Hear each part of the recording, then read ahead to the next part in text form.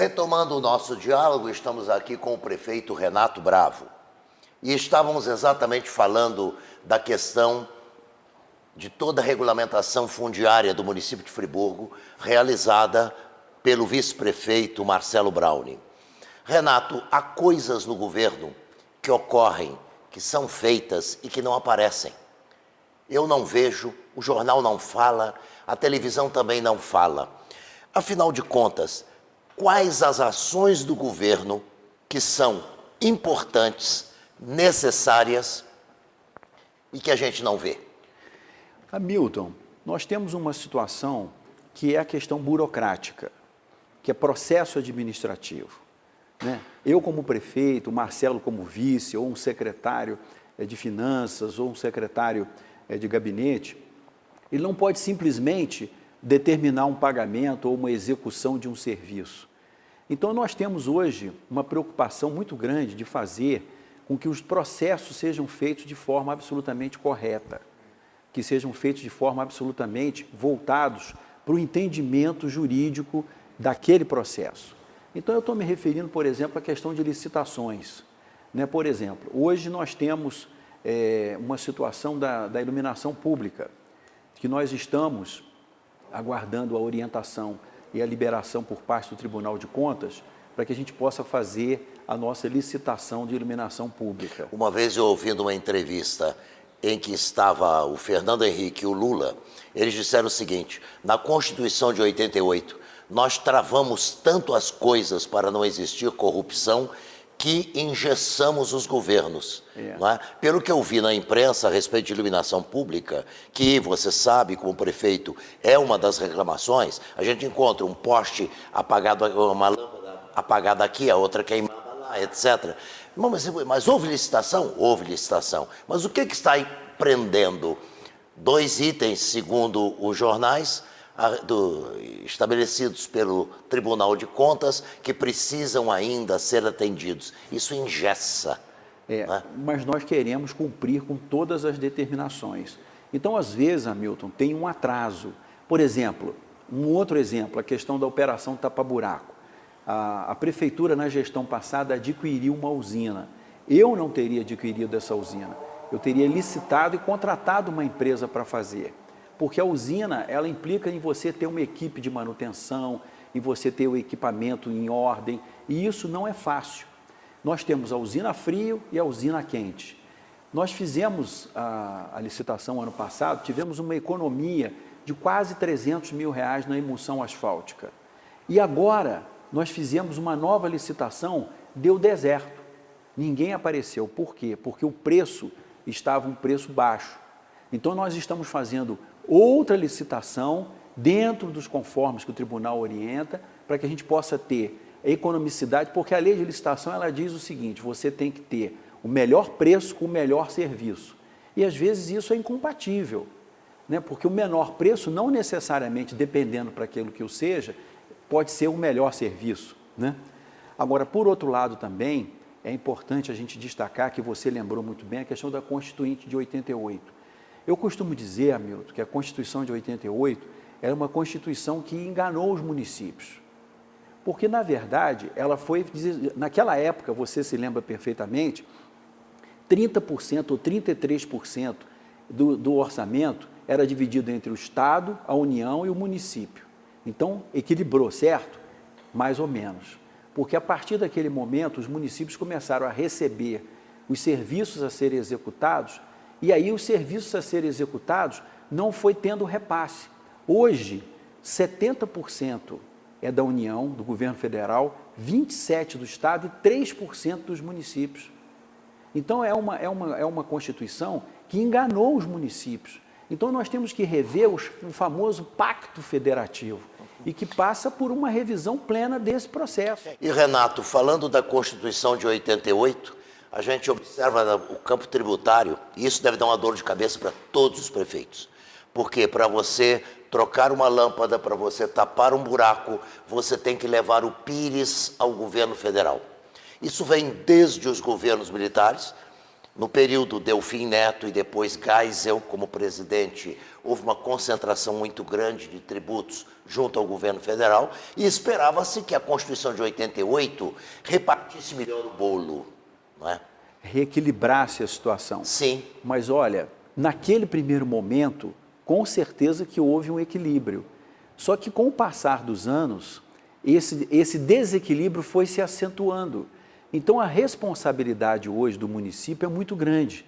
Agora, apesar, Hamilton, de toda essa dificuldade, nós no ano passado, em 2017, nós herdamos um restos a pagar de algo em torno de 30 milhões de reais. Por que isso? Porque o governo anterior não efetuou os pagamentos e 90% dos casos eram de empresas locais. E eu sou um bairrista, eu sou um municipalista, eu sou um regionalista.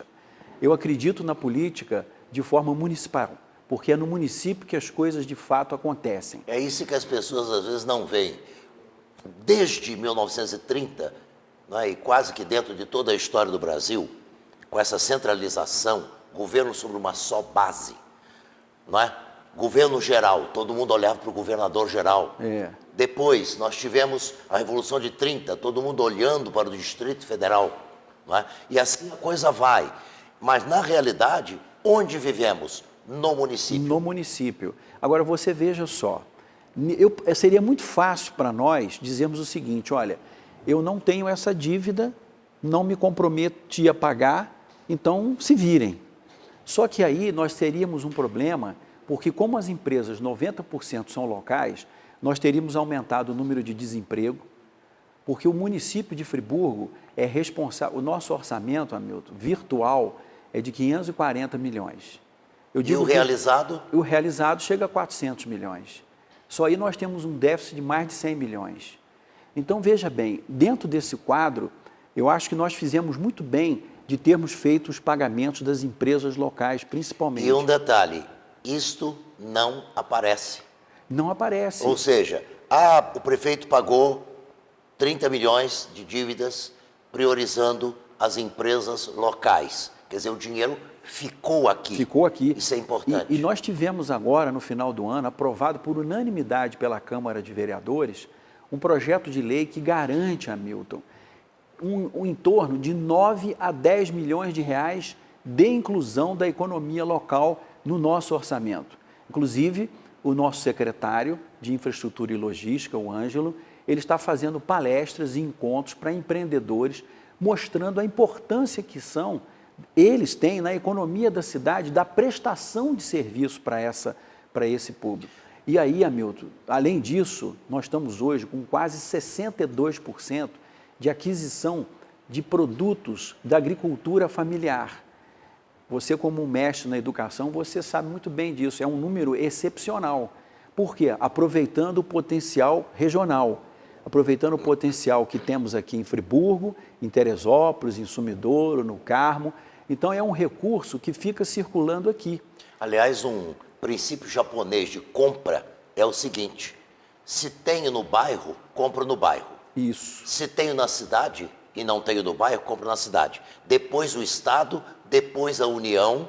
Perfeito. E depois é que você vai para a compra externa. Mas não tenha dúvida, esse é um processo natural. E outra coisa, Nova Friburgo tem uma economia muito diversificada. A cidade de Nova Friburgo, o município de Nova Friburgo, em 2017, foi o município que mais gerou emprego no estado do Rio de Janeiro.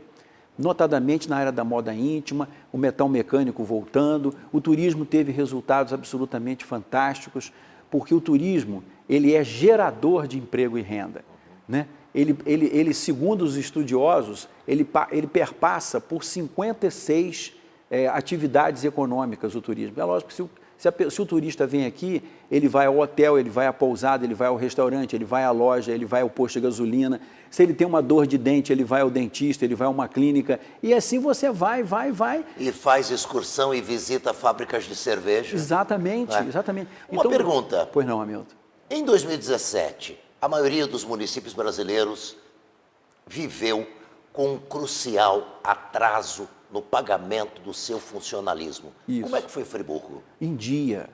Nós pagamos em dia, absolutamente em dia, dentro do nosso calendário. Inclusive, no final do ano, nós pagamos a segunda metade do 13º com uma semana de antecipado e pagamos a folha com uma semana de antecipação. É prioridade para nós. Quantos milhões de reais são injetados na economia de Friburgo quando a prefeitura paga O salário, funcionalismo? 12 milhões mensais. E isso, Hamilton, 12 milhões mensais, considerando o 13º, que foi pago metade em dezembro, quer dizer, nós estamos falando de 18 milhões colocados na economia, que eu acho que foi muito bom para o comércio de uma forma geral e, logicamente, para a cidade, porque o movimento do dinheiro acaba ficando na cidade.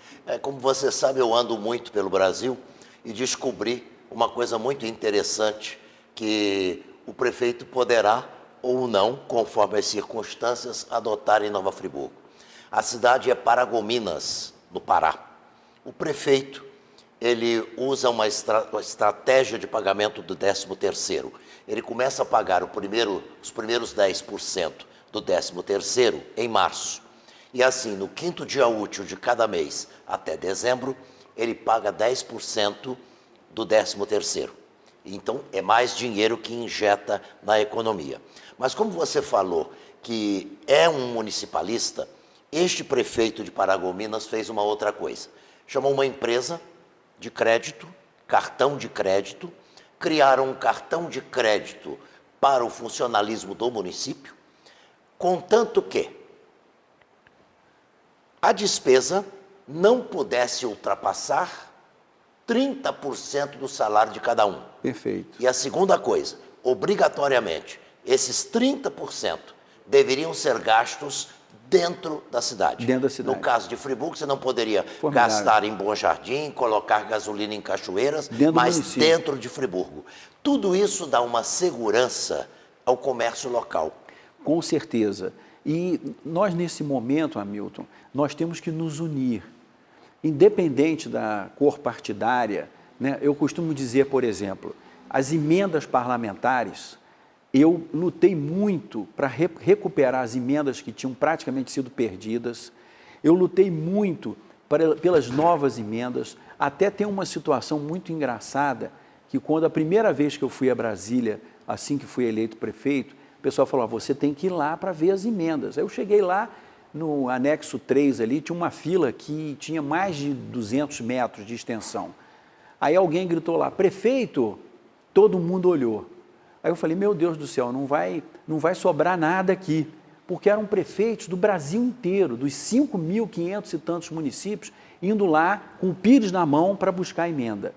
Nós recuperamos emendas junto com o deputado Glauber, recuperamos emendas, tivemos emendas do deputado Pedro Paulo, tivemos emenda do deputado Júlio Lopes, tivemos emenda do deputado Sóstenes, só para você citar 4 casos de partidos diferentes. Tivemos emendas do deputado Luiz Sérgio. Então, nós tivemos um resultado fantástico. E aí, veja bem, a emenda não significa dinheiro em caixa, porque você tem que ter o projeto, você tem a contrapartida, né? Por exemplo, nós tivemos situações como a Praça das Colônias, lá da Praça do Suspiro, Sim. que é um local de atração turística e o processo estava absolutamente com dificuldade.